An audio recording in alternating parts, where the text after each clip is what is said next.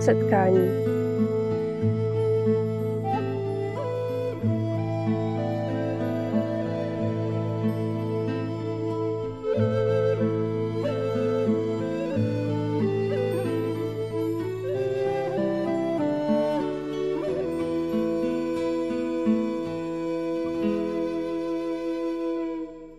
Sedím zády opřená o mohutný strom. Země je studená, vlhká. Sakuje se do mých potrhaných šatů, mísí se se slanou vodou z mých očí.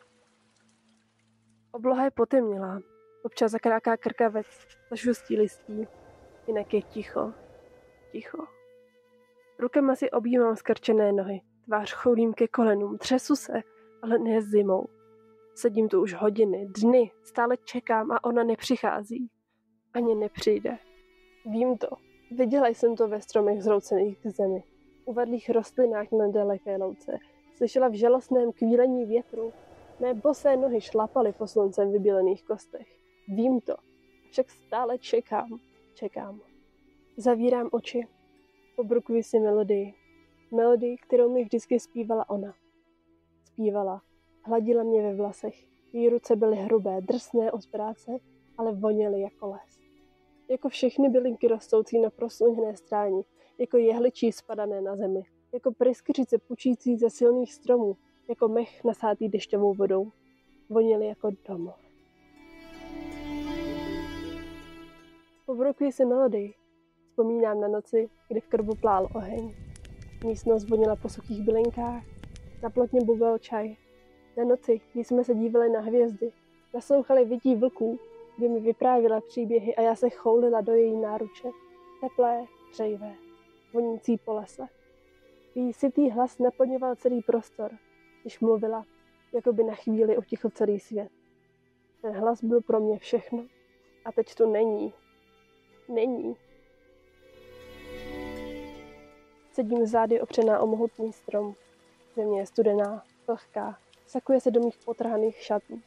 Mísí se slanou vodou z mých očí. Není tu nikdo, kdo by mě utěšil. Nikdo, kdo by rozehnal moji bolest jako hynu četných mračen. Nikdo nevypráví příběhy. Nespívá tichou melodii. Nevaří na plotně čaj. A moje bolest je tak velká. Větší než les. Vyšší než stromy tyčící se do nebe. Hlubší než kořeny v mokré zemi. Nezná konce. Země je studená, vlhká. Sakuje se do mých potrhaných šatů. Mísí se se slanou vodou z mých očí. Mísí se s čerstvou rudou krví a barví všechno do tmavě červena. Protéká skrz mé prsty. Lepí se. Je teplá. Teplá. Hřejivá jako vycházející slunce, jako papersky, které nás hladily po tváři, když jsme každé ráno běželi na louku vítat nový den. Rosa nás studila do bosých chodidel. Studila a přesto hřála. A ona vždycky tančila. Divoce, nespoutaně. Oči plné slunečního světu, plné života. Vidím je i teď. Zdále slyším její smích. Volá mě. Pojď se mnou, poběžíme na louku, pojď. Od zavřených víček mi kanhu teplé, horké slzy. V srdce teplá, rudá krev.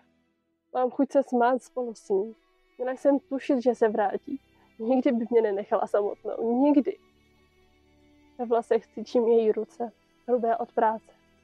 Hlavu skláním do jejího klína. Voní jako les. Voní jako domov.